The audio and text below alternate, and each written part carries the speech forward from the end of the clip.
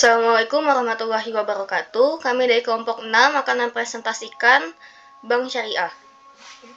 Pertama, kami akan memperkenalkan anggota kami terlebih dahulu. Saya Eka Mulansari, absen 14.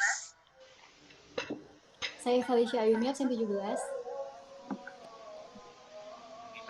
Saya Muhammad Bintang Garadika. Saya Oktavia Riyandi, absen 28. Saya Syaridlo Putra Pamungkas, absen 34. Yang pertama ada definisi.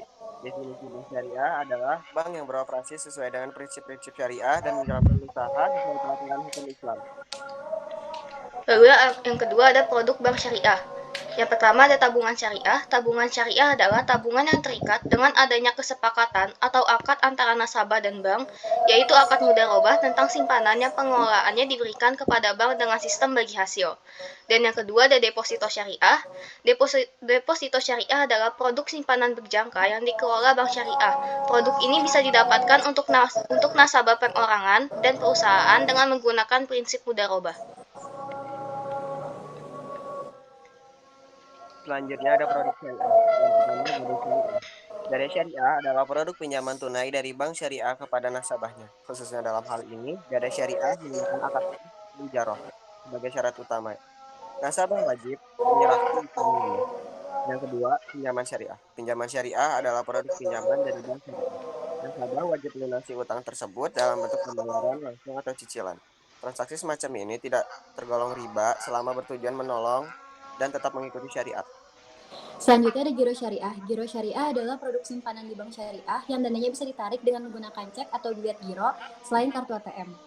Prinsip bank syariah adalah peraturan yang berlandaskan hukum Islam antara pihak bank dan nasabah dalam penyimpanan dana maupun pendanaan kegiatan usaha.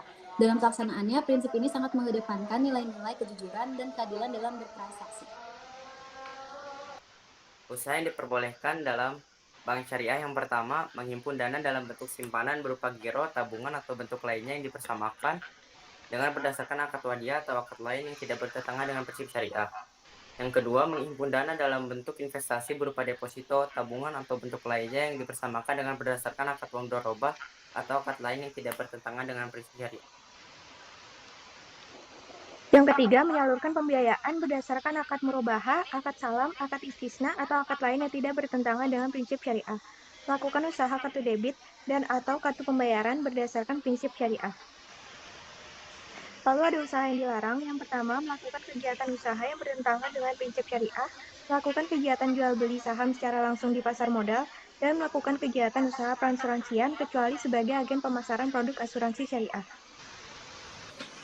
Selanjutnya ada kelebihan dari bank syariah. Yang pertama, akad sesuai akidah dalam Islam. Kedua, bebas biaya administrasi. Ketiga, tidak ada bunga. Adanya adalah sistem bagi hasil. Keempat, tersedia produk-produk yang tidak dimiliki oleh bank konvensional. Lalu ada kekurangan dari bank syariah. Yang pertama, rawan terhadap yang beritikat tidak baik. Dua, jumlah bank yang masih sedikit. Tiga, sistem bagi hasil yang membutuhkan perhitungan yang rumit. Empat, pinjam uang di bank syariah mahal. Dan yang kelima, kurangnya sumber daya manusia yang berkualitas.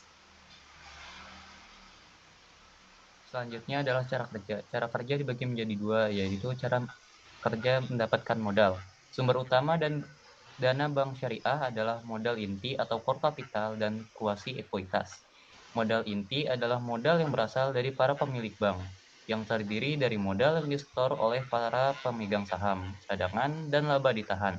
Sedangkan ekuitas adalah dana-dana yang tercatat dalam rekening-rekening bagi hasil atau mudharabah. Yang kedua, cara mendapatkan keuntungan. Bank syariah mendapatkan pendapatan dengan sistem bagi hasil. Prinsip